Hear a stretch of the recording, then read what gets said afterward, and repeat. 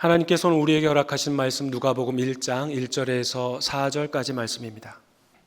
하나님의 계시의 말씀을 한 목소리로 받들어 읽겠습니다. 우리 중에 이루어진 사실에 대하여 처음부터 목격자와 말씀에 일꾼된 자들이 전하여 준 그대로 내력을 저술하려고 붓을 든 사람이 많은지라.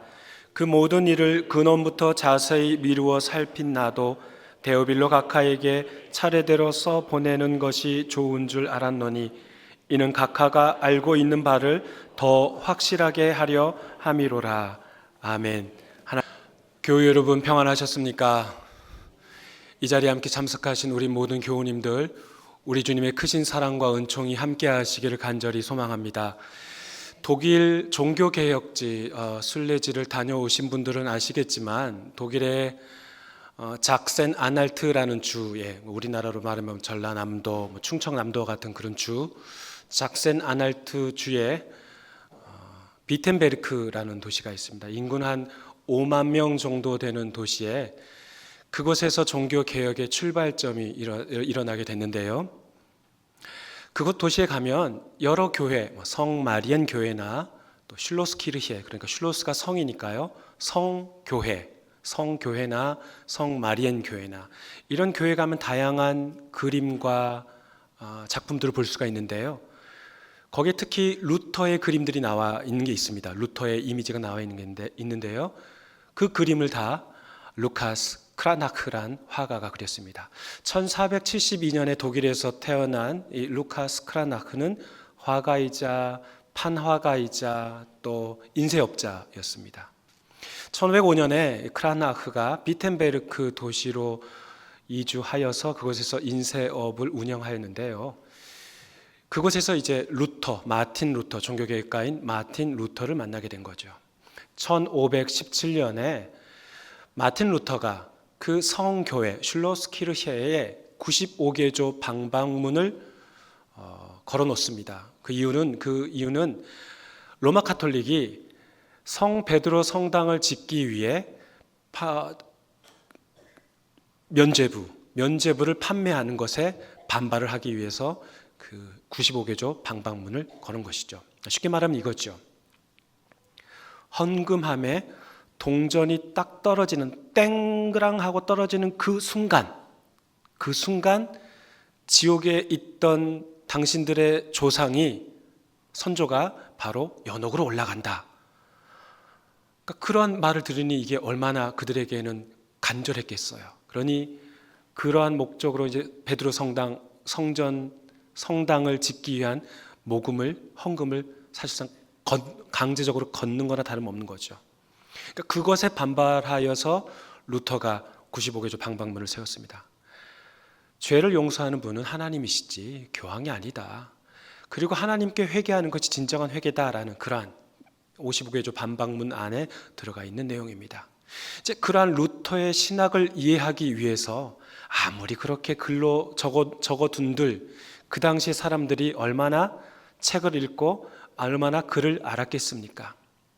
당시 성경은 라틴어로 번역되어 있었습니다. 그러나 마틴 루터는 민중들이 그 글을 읽고 들을 수 있도록, 이해할 수 있도록 독일어로 성경을 번역했습니다. 그 성경을 루터 성경이라고 합니다.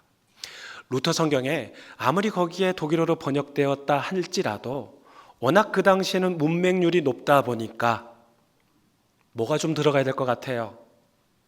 그림이 들어가야죠. 그렇죠. 그러니까 루터 성경에, 루터 찬송가에, 루터 설교집에 여러 많은 그림, 삽화들이 들어갔어요. 그 삽화를 그린 자가 루카스 크라나크입니다. 또한 이 루카스 크라나크는 그 성 마리엔 교회의 큰 제단화를 그리다가 이제 이 크라나크가 죽었는데요. 그 뒤를 이어 그 아들이 그 루터가 설교하는 그 그림, 십자가를 가운데 두고 회중과 루터가 설교를 하며 십자가를 바라보고 있는 그 그림, 성 마리엔 교회 가보시면은 기회가 되시 한번 가보시면 보실 수 있습니다. 그 그림을 부자가, 아들과 아버지가 대를 이어서 그렸습니다. 로마 카톨릭의 잘못된 교리와 제도에 저항했던 한 사람인 그 루터를 위해 크라나크는 헌신하였던 것이죠. 오늘 본문에도 한 사람을 위해 헌신한 자가 등장합니다. 우리가 지난주까지 해서 약 2달간 룻기 말씀을 함께 나눴는데요. 오늘부터는 누가복음 말씀을 함께 묵상해 보도록 하겠습니다. 누가복음은 다른 복음서와 달리 짧은 서문이 있습니다. 오늘 본문이 서문입니다. 여러분께 여쭤볼게요. 책을 쓸 때 전체적으로 이 책을 어떻게 쓸지, 어떤 목적을 가지고 쓸지 그런 생각을 담아서 쓰는 글이 머릿말에 씁니까? 아니면 맺은말에 씁니까? 네, 당연하죠. 너무 쉬운 질문이죠. 그렇죠.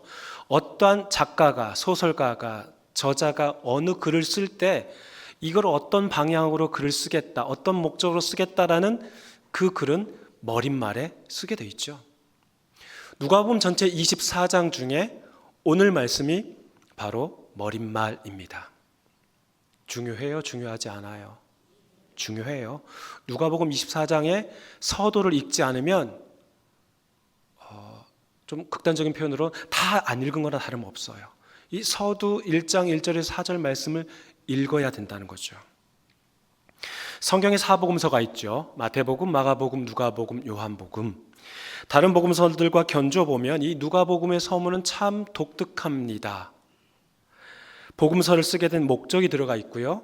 또 이 복음서를 전해준, 그러니까 받는 자, 그러니까 수신인의 이름이 들어가 있습니다. 수신인의 이름이 뭐라고 나와요?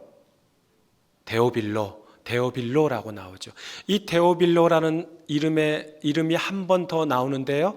사도행전 1장 1절 2절 말씀 함께 읽어보겠습니다.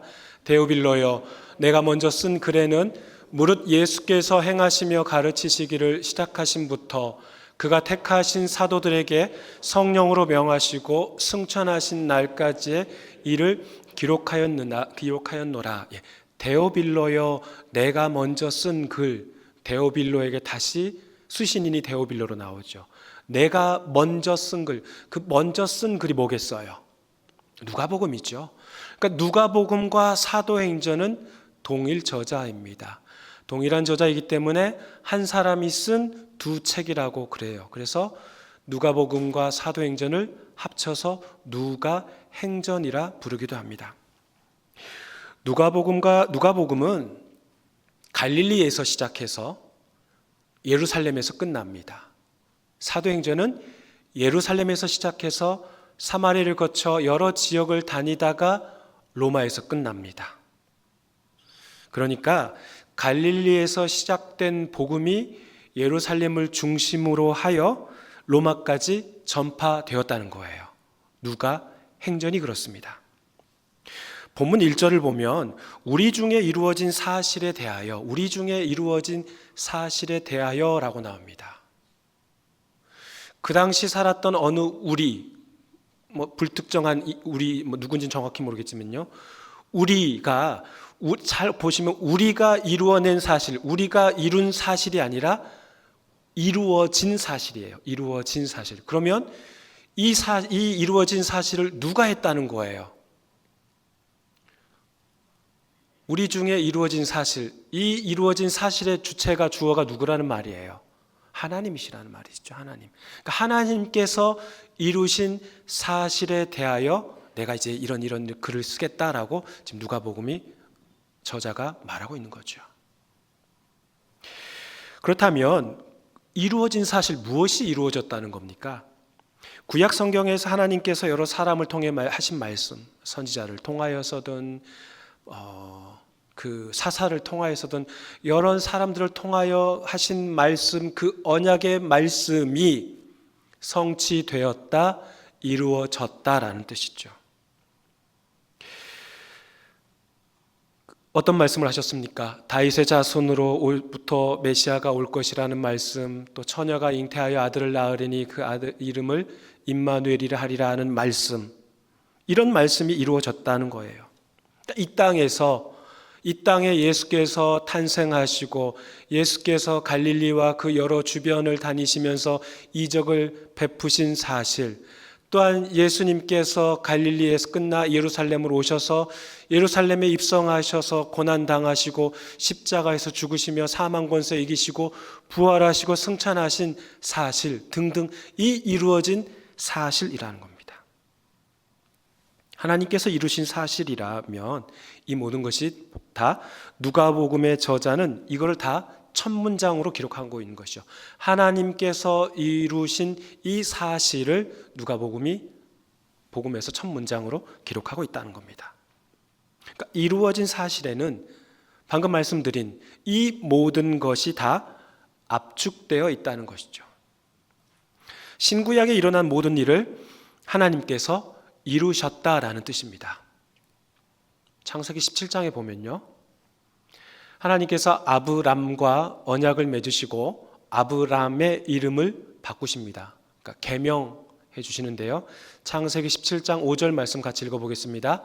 이제후로는 내 이름을 아브람이라 하지 아니하고 아브라함이라 하리니 이는 내가 너를 여러 민족의 아버지가 되게 함이니라. 아브람에서 아브라함으로 바뀌었는데 아브라함의 뜻은 여러 민족의 아버지입니다.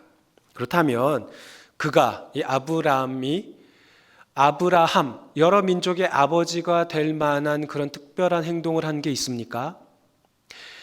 아브라함이란 이름이 처음으로 등장하는 것이 창세기 11장 마지막에 그 데라의 족보에 아브람이 나와요. 그리고 우리가 잘 아는 본문 창세기 12장 1절 2절 말씀 아시잖아요.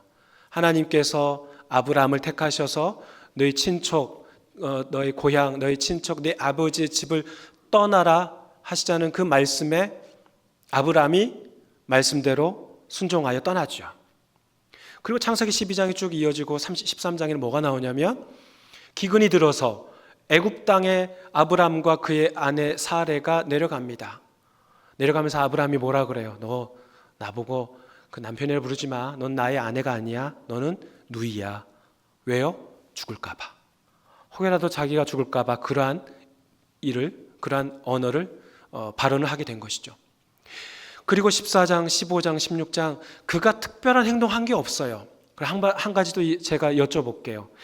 여러 민족의 아버지는 차치하고라도 그건 일단 둘째로 치고라도 일단 한 아버지가 되려면 누가 있어야 돼요? 자녀가 태어나야죠. 자녀가 태어나야 한 아버지가 될 수 있는 거잖아요. 지금 아브라함에게는 자녀가 없습니다.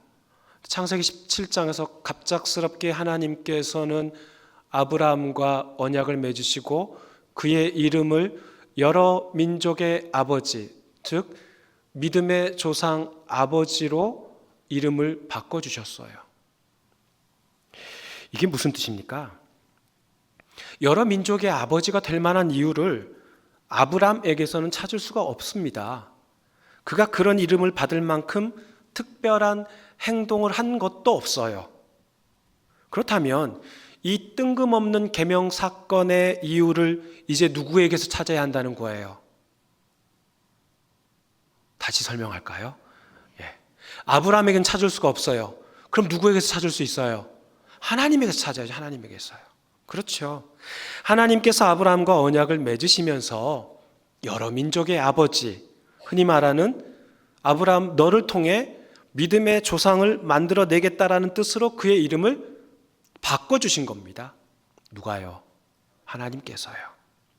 이처럼 인간의 역사에 직접 개입하시고 사건을 이뤄가시는 분이 바로 우리가 믿는 하나님이십니다. 사랑하는 교우 여러분, 인간의 역사에 이런 일이 이루어진 사실임을 믿으십니까? 예수께서 이 땅에 오셔서 여러 사역을 하시고 고난당하시고 죽으시고 부활하시고 승천하신 그 모든 사건을 믿으십니까? 또한 이러한 일을 하나님께서 주관하여 진두지휘하셨다라는 사실 또한 믿으십니까? 그렇습니다. 신앙인은 바로 이 믿음에서 출발해야 합니다. 그리스도인은 이 이루어진 사실을 가슴으로 받아들이는 데서부터 시작해야 한다는 것이죠. 모르겠어. 안 믿겨. 믿어지지가 않아. 아직은 멀었어. 그렇다고 해서 제가 여러분을 나무라거나 정죄하거나 절대 그러지 않습니다. 성령께서 언젠가 여러분의 마음을 더 활짝 열어주셔서 이루어진 사실을 믿어지도록 만들어 주실 줄 확신합니다. 내가 성경 말씀을 읽고 있지만 실제로 내가 성경 말씀을 읽고 있지만 사실상은 성경이 나를 이해하도록 성령 하나님께서 인도하여 주신다는 것이죠. 그러한 믿음이 저와 여러분 안에 굳게 잡히기를 간절히 바랍니다. 본문 2절 말씀 함께 읽어보겠습니다. 처음부터 목격자와 말씀에 일꾼된 자들이 전하여 준 그대로 내력을 조술하려고 붓을 든 사람이 많은지라. 누가복음의 저자 누가는 이 복음서를 기록하기 이전부터 예수님의 사건을 기록한 사람이 이미 많이 있었다라고 그는 지금 말하고 있습니다. 2절 하반절에 나오죠. 붓을 든 사람이 많은지라. 비록 우리 수중에는 지금 현재 우리 수중에는 마태, 마가, 누가, 요한 이 사복음서밖에 없지만 그러나 누가복음을 기록하기 이전에는 많은 사람들이 붓을 들어 예수님의 말씀과 예수님의 행적과 예수님의 사역을 기록하였다라는 거예요. 그렇다면 누가복음의 저자 누가는 왜 또 하나의 이야기를 추가한 것일까요? 그가 이 책을 쓴 이유는 3절에 차례대로 써 보내는 것에서 찾을 수 있습니다. 누가는 이전 이야기들에 대해서, 그러니까 붓을 든 많은 자들이 쓴 그 글이나 여러 증언들, 그런 이야기들에 대해 철저하게 조사하였습니다. 저자 누가는 예수님의 사건에 대해 근원부터 세밀하게 검토하고 연구하였습니다. 그러기 위해서는 여러 많은 증언들도 들어봐야 하고 여러 많은 자료를 읽어봐야 하는 거죠. 그래야 누가는 차례대로 정리하여서 자신의 글이 어떤 한 사람에게 복음을 가르치는 목적에 부합할 것으로 생각했기 때문에 이 글을 쓴 것이죠. 그렇다면 그 어떤 한 사람이 누구예요? 1번 철수, 2번 영희, 3번 데오빌로. 누구예요? 데오빌로죠.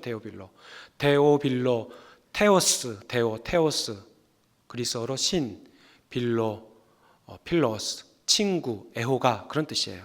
그러니까 뜻이 하나님을 사랑하는 사람 또는 하나님께 사랑받는 자 이런 뜻이에요.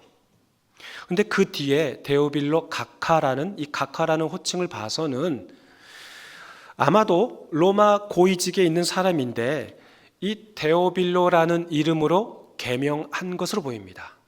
그러니까 가카라는 호칭 앞에 데오빌로라는 이름 말고 다른 이름이 있었다는 건데 하나님께 사랑받는 자 또는 하나님을 사랑하는 자라는 이름으로 개명하였다라는 것이죠. 그러니까 누가는 이방인이었던 이 데오빌로 한 사람을 이기 위해 글을 썼습니다.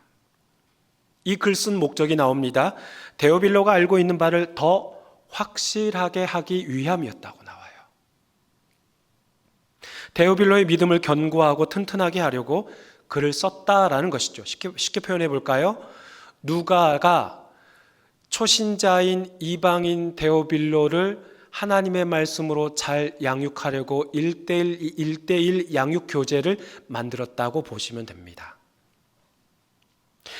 또한 오늘 말씀에서 누가가 글을 기록하며 그가 보인 태도도 나오는데요. 3절 하반절에 나옵니다. 차례대로 써보는 것이 좋을 줄 알았노니, 그러니까 순서대로 기록하면 좋겠다라고 생각한 거예요. 따라해 볼까요? 좋을 줄 알았노니, 좋을 줄 알았노니, 좋은 줄 알았노니 겸손한, 그러니까 저자의 겸손한 태도가 그대로 드러나는 것이죠. 자신의 글에 대한 신중한 태도를 보입니다. 저자 누가가 자, 잘 들어라, 잘 들으시오. 이것이야말로 하나님의 말씀이요, 복음의 정수요라고 막 강하게 강조하면서 글을 썼던 게 아니라는 거예요. 또는 내 글만이 정말 어디에서도 볼 수 없는 독창적이고 유일한 것이요, 그러면서 자랑하기 위해서 보여주고자 읽히고자 쓴 글이 아니라는 거예요. 붓을 든 많은 사람이 쓴 글을 읽고 정리하여 연구하고 검토하여 신중히 판단하여서 글을 기록한 책이 어떤 책이에요? 누가복음이에요. 누가복음. 네. 이런 겸손함이 우리 신앙인에게 나타나야 합니다. 한 사람의 신앙 성장 양육을 하기 위해 여러 글을 읽고 또 연구하여 신중한 태도로 글을 씁니다. 아유, 내가 당신보다 10수년 이상 먼저 예수 믿었는데, 내가 당신보다 성경도 읽기를 해도 여러 번 더 읽었는데, 내가 당신보다 훨씬 더 많은 성경 공부도 하였는데, 내가 당신보다, 내가 너보다, 내가 너희들보다, 이런 식의 하나의 비교의식 또 우월의식, 이런 마음가짐이 있다라면 오늘 말씀을 통해 우리는 다시 한번 깊이 생각해 봐야 한다는 것이죠. 전도도 마찬가지입니다. 만나는 자들에게 또는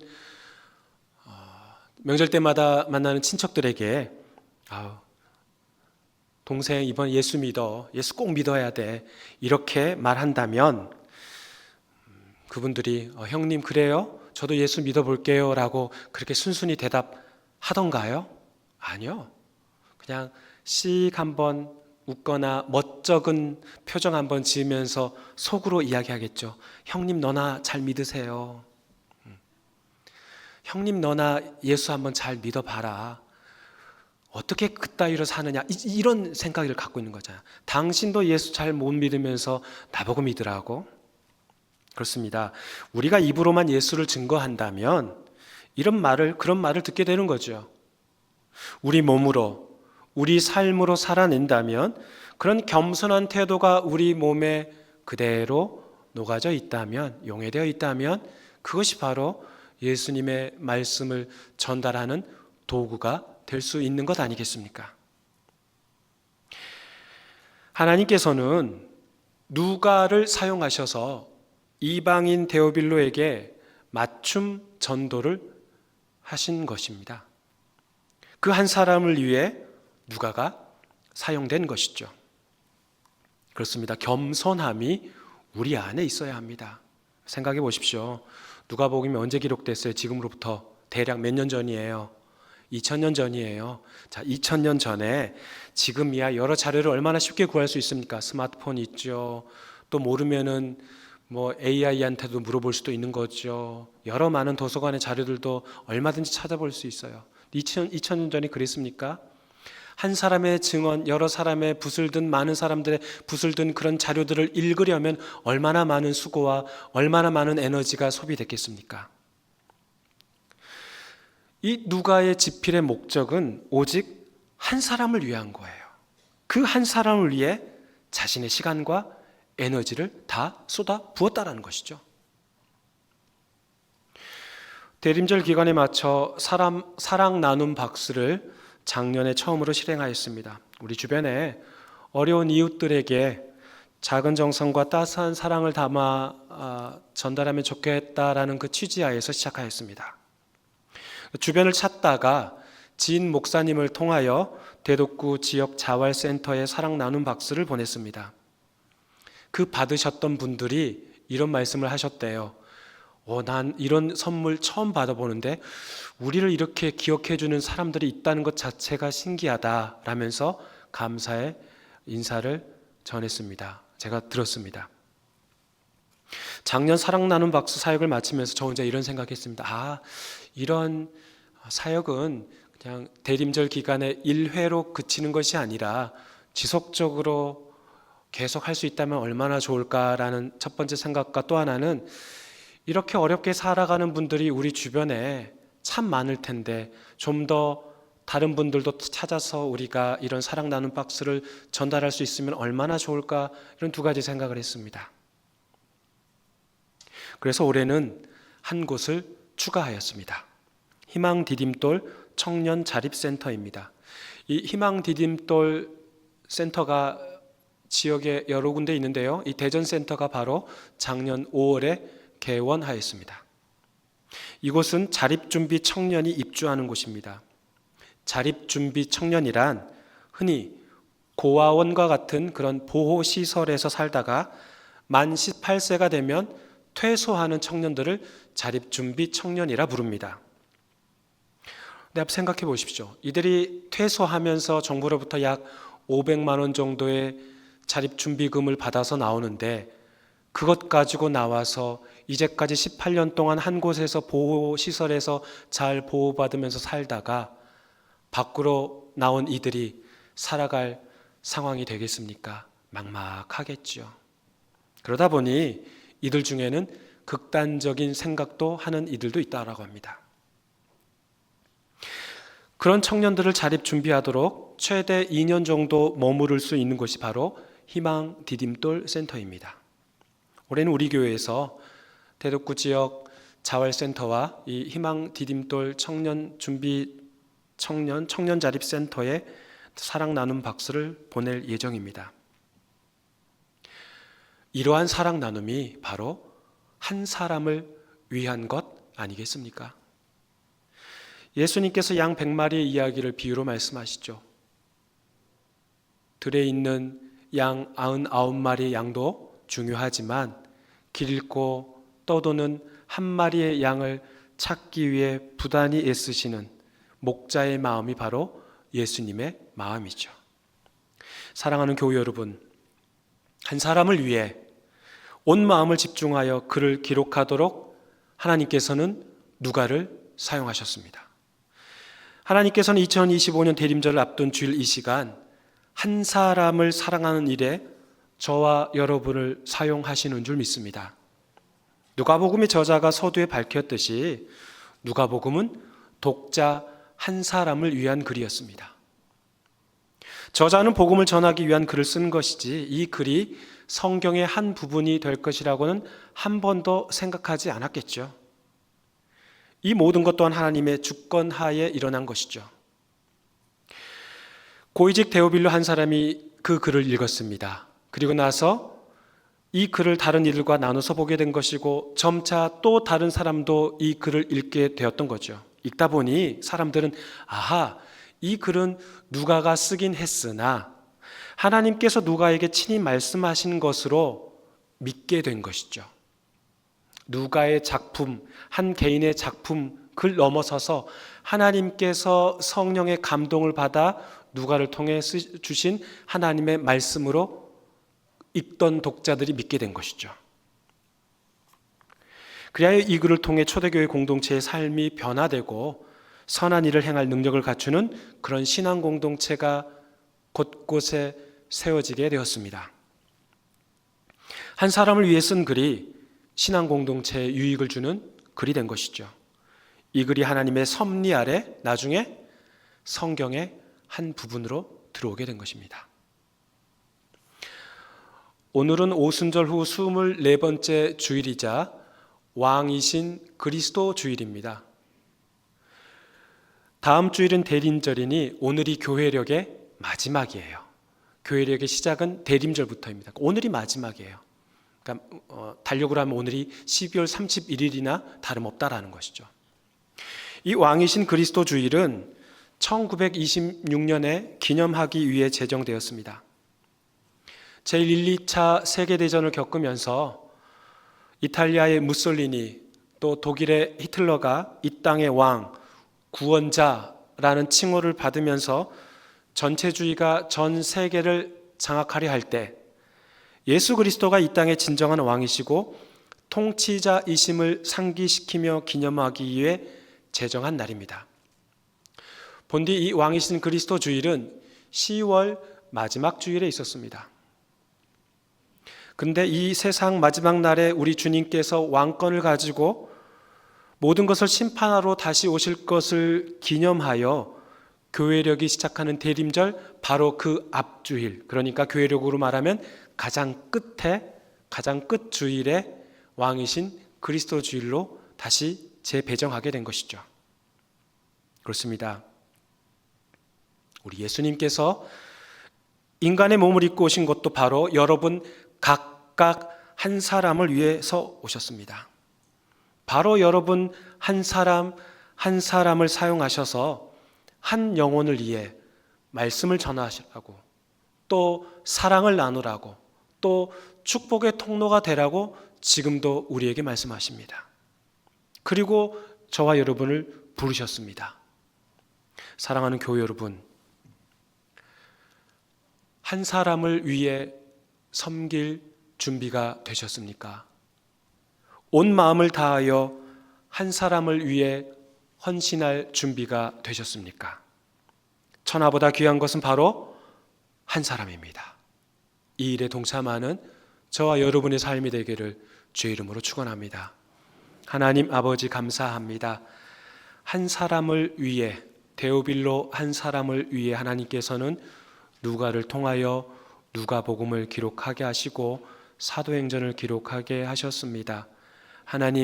하나님께서는 각각 우리 한 사람, 나를 위하여 인간의 몸을 입고 이 땅에 예수 그리스도를 보내주셨습니다. 이제 우리는 그 사명, 주님의 말씀과 주님의 자녀가 된 그 사명을 잘 감당하도록 바로 우리가 그 한 사람입니다. 바로 우리 한 사람 한 사람이 다른 한 사람을 위해 하나님의 말씀을 전달하며 은혜를 함께 나누며 사랑을 함께 나누며 섬기는 자로서의 헌신하는 자로 저희를 삼아 주옵소서. 감사드리며 예수님의 이름으로 기도하옵나이다. 아멘.